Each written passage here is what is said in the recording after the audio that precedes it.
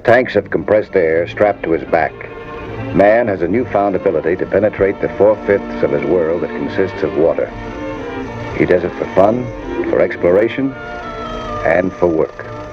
Dave Norfolk did it for work, for a career. He was an underwater maintenance man for 20 miles of submarine cable. Armed with a compact induction device, he checked his cable for wear and tear, for corrosion and decay.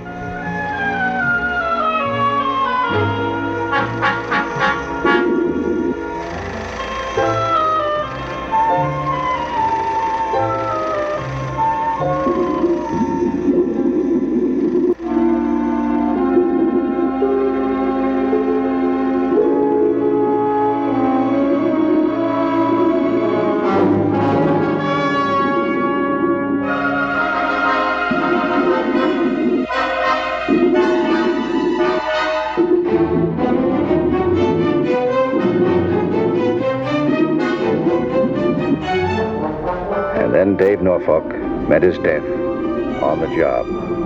Dave died at the hands of two other men who had learned to live underwater and to kill underwater.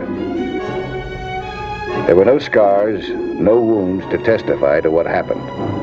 They simply turned off the valve that delivered air to Dave Norfolk and watched him drown helpless. Then they turned the valve back on, knowing that when and if his body were found, he'd be just another scuba diver who'd met with a mysterious accident. There'd be nothing to indicate homicide. I didn't know Dave Norfolk or his killers. I didn't know that I was soon to face those killers myself.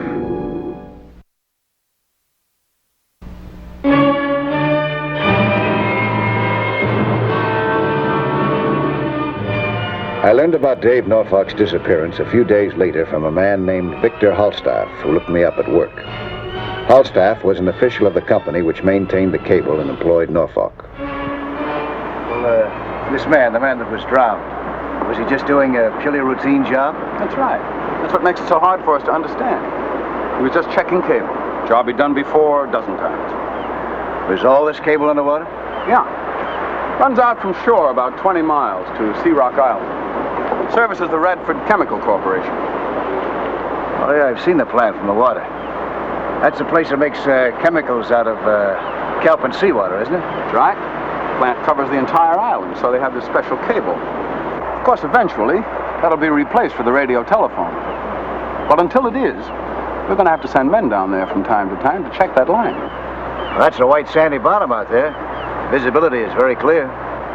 And still, an experienced man like Norfolk was drowned. Now, before we send any more men into there, we want the entire area checked by somebody who knows what it's all about. Underwater. We'd like you to be that man. Well, I don't know exactly what you want me to look for. Neither do we. We'd like you to look. I took the assignment because I'm interested in anything that concerns underwater safety.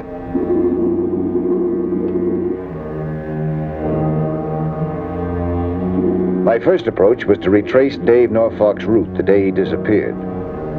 I found the cable on the bottom and started to follow it, observing everything within viewing range. Something there might be the clue to his disappearance.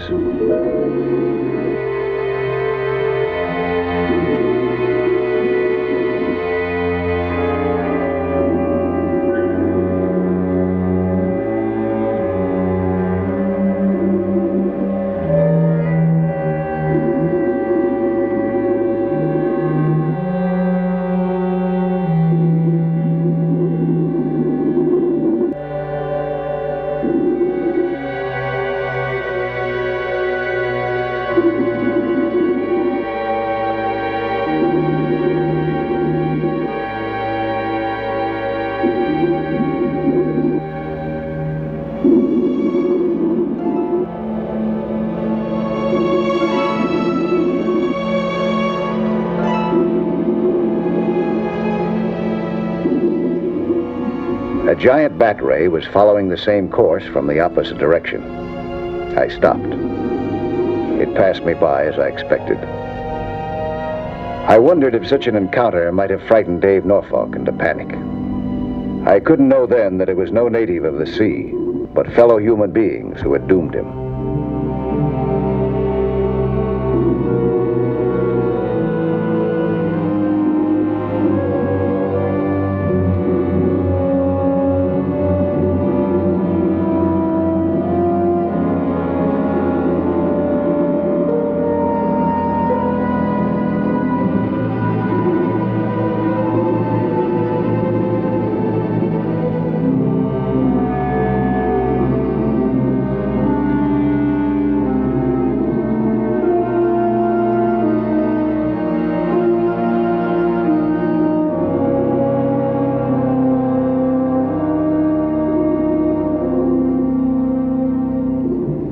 And then a tiny piece of tape stirring in the current on the cable brought me to the beginning of an understanding of Norfolk's fate. It had been wrapped around the cable recently. Sea growth had been scraped away, leaving a bare spot in the insulation, and there were marks that looked as if they'd been made by a clamp. Someone had been tapping the cable at this point. Someone who didn't want to be discovered at it by Dave Norfolk. I surfaced immediately, found Halstaff, and went with him to the Radford chemical plant on Sea Rock Island. The president of the company might know who'd be interested in tapping his phone line. His credentials satisfy me, Mr. Halstaff. Besides, I know Mr. Nelson. Yes, Mr. Nelson, there is reason to tap our telephone cable, and a very important reason, too. It involves many, many millions of dollars and possibly lives. Then we may not be too far off. Is that right, Mr. Ludwig? Our company is conducting a very special research program on this island, developing a whole new group of chemicals, utilizing simple seawater. It has an enormous industrial importance and military importance. Until you walked into this room, we had every reason to believe that this was totally and completely top secret. When did you say this man died, the one who drowned? Last Friday, sometime around 1 o'clock by our closest estimate. Friday at 1. Then this is worse than I thought. How so? Each Friday at 1 o'clock, it's automatic. Our executives assemble for it. We make a special call to our home office in the East. In that call, we provide for a complete verbal report on the week's progress, including everything that we don't care to put down on paper. In the past 3 weeks, our Friday conversations have contained information that is, well, it's practically priceless. Has all of your important data been transmitted by now? No, there's more, including the breakdown analysis of our key seawater element. Well, they're undoubtedly aware of that. They'll be listening in again next Friday, you can be sure of that. We have a device that could warn us the instant a tap has been attached to the cable. Oh, that's great. Can you get it connected by Friday? I think so. We'll be there. We were there, Friday at 1 o'clock. Halstaff and I on my boat idling along above the cable. Ludwig and a technician in his office manning the detection equipment. We had a radio channel open between us, and a code worked out that we hoped wouldn't tip off anyone listening in. It's after 1 o'clock. You should have heard from him by now. Want to give him a buzz? Okay. Dolphin, this is Angler. Anything new? Over. What'll I tell him? Nothing. Angler to Dolphin. We're underway, but we haven't sighted anything yet. Over. Over and out. We waited.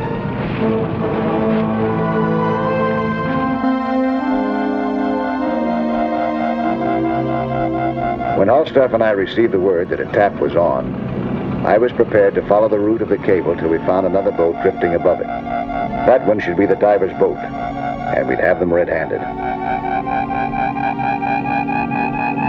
Better tell him to stand by. Angler to Dolphin. We have a possible sighting. Over. Standing by.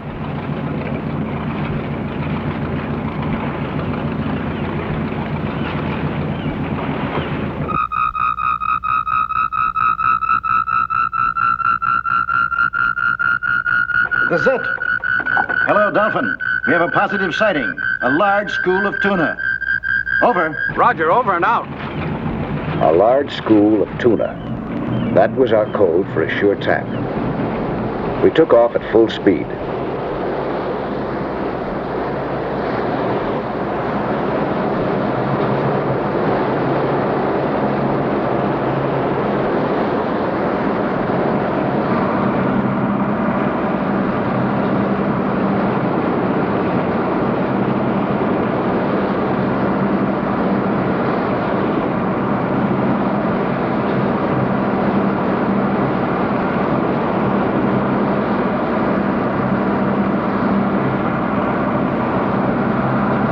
Got a boat in sight.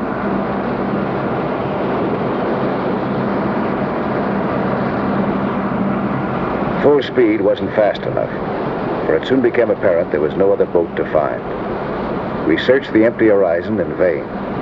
We had the entire sea to ourselves. Whoever was tapping that cable below us had reached it some other way.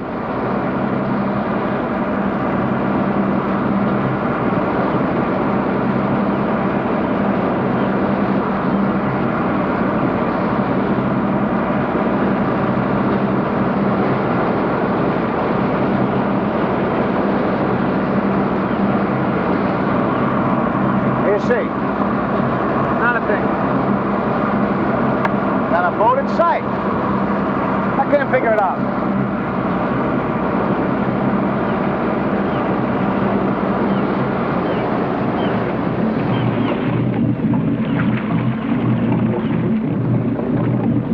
It was right about in here, and I found that tap on the cable. I'm gonna go out and take a look, huh? Good idea. Take over the wheel, will you?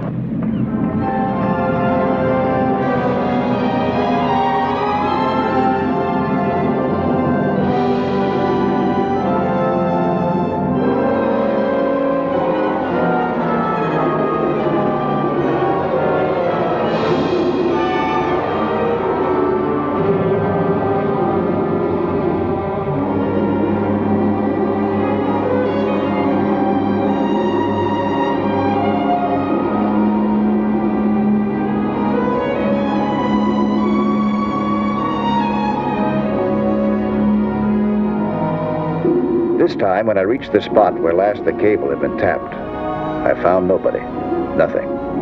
The tapper or tappers were too smart to return to the same place.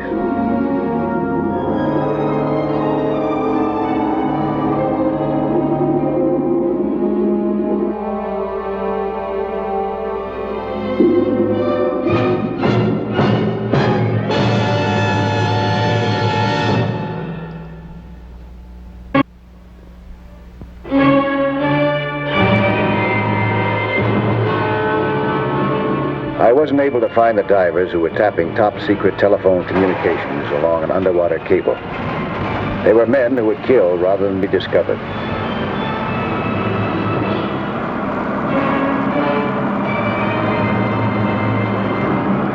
There was nothing to do but return to shore and plan our next move, even while the wiretap continued somewhere out of sight below us. To find them now on a 20-mile stretch of ocean bottom was just about hopeless. Oh, it's obvious. They're not using a boat to get to the cable. But what are they using? I don't know. But I do know that the next time we go out, Vic, you're going to have to pinpoint the exact spot along that cable where they're working. Oh, now, wait a minute. That's pretty rough. You've been able to tell me instantly when that tap has been applied.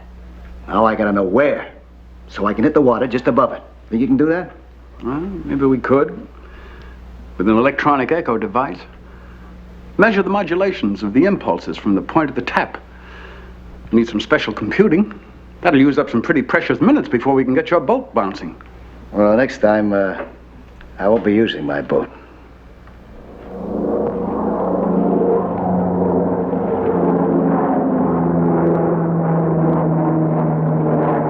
The next time, I was up in an Avalon Airlines amphibian, piloted by my friend Dick Talbot. Halstaff, Ludwig, and the technician monitored the detection equipment. A flash from them, and I could be landed anywhere along that 20-mile stretch in a matter of minutes.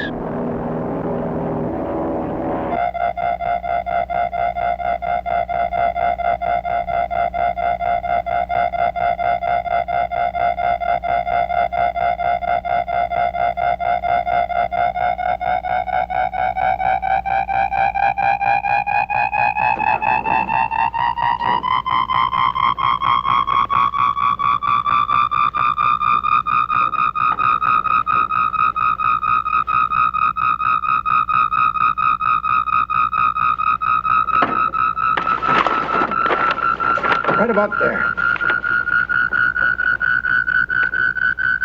Hello, Dolphin. Positive sighting at coordinates 117523.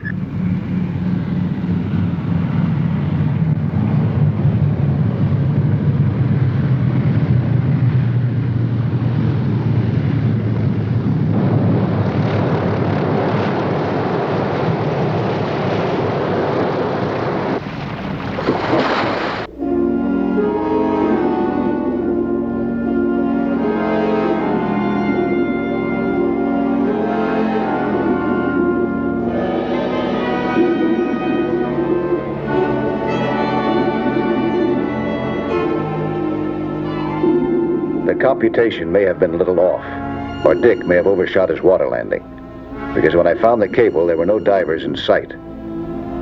But all they needed underwater was a couple of 100 yards between us, and I wouldn't be able to see them. I started following the cable, certain that they were nearby, and hoping that I was going in the right direction.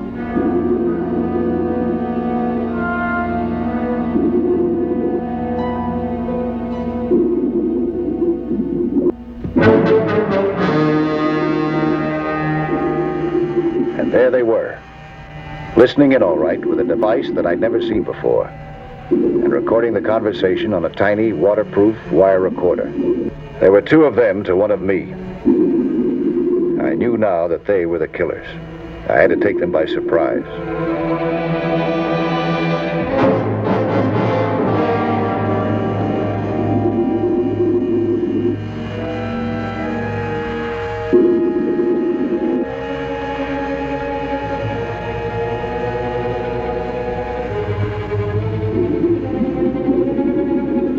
I was well hidden by the grass, but I was afraid that my bubbles would give me away. I breathed as little and as slowly as I could. Luckily, the sound of their bubbles covered the sound of mine.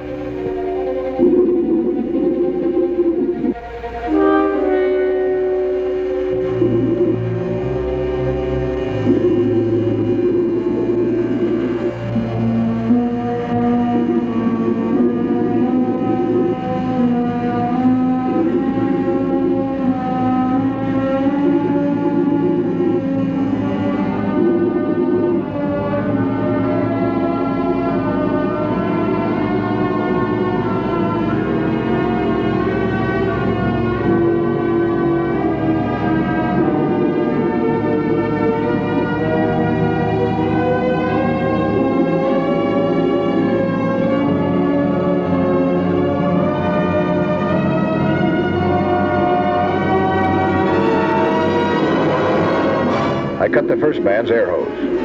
That put him out of business fast and left me free to meet the second man on even terms. But the second diver didn't wait. He had more to gain by escaping than fighting it out down there with me.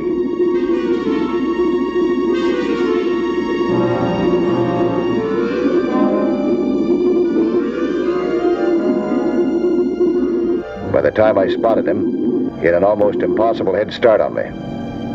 Still, knowing that Dick on the surface would take care of the first man when he came up for air, I went after his buddy.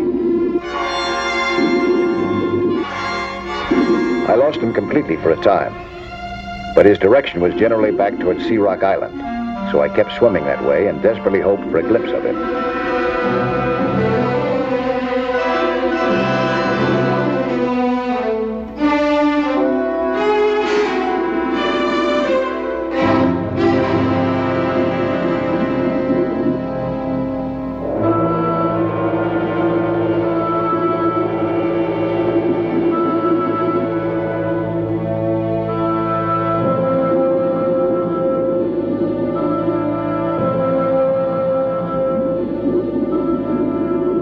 Finally, there he was, racing into a water tunnel of some kind that led from the Radford plant.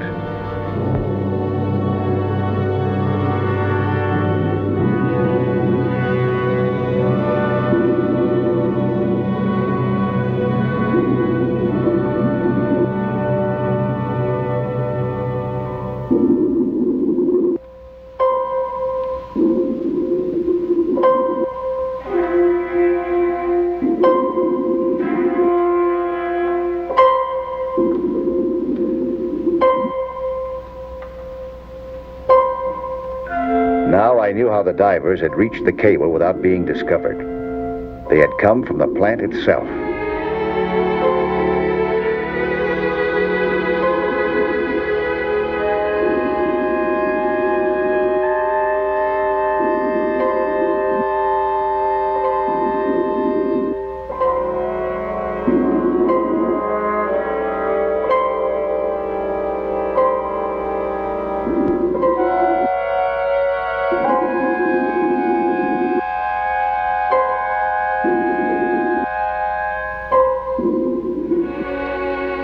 The connecting shaft led straight up. There was light coming from above. This had to be the diver's route.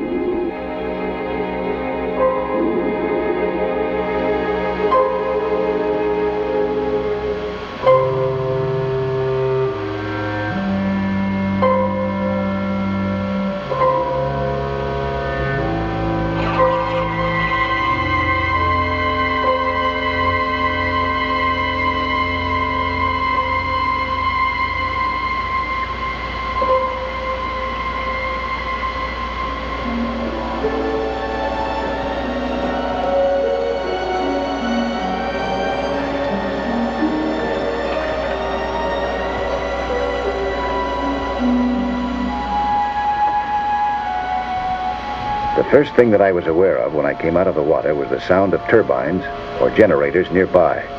That explained the water tunnel.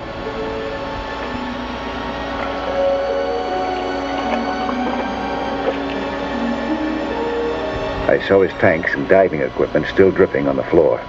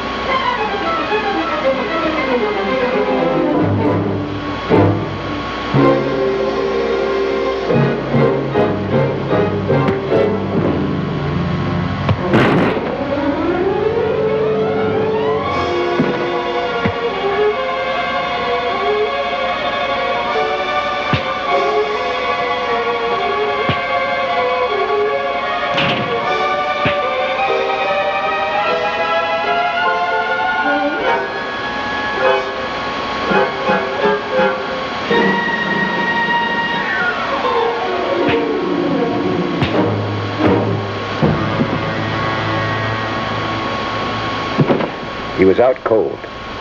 He'd be out long enough for me to find a telephone and get Ludwig and the police down here. And once he and his buddy explained who they worked for and why, the Radford Company could go safely back to its top secret work. Sure that it was top secret.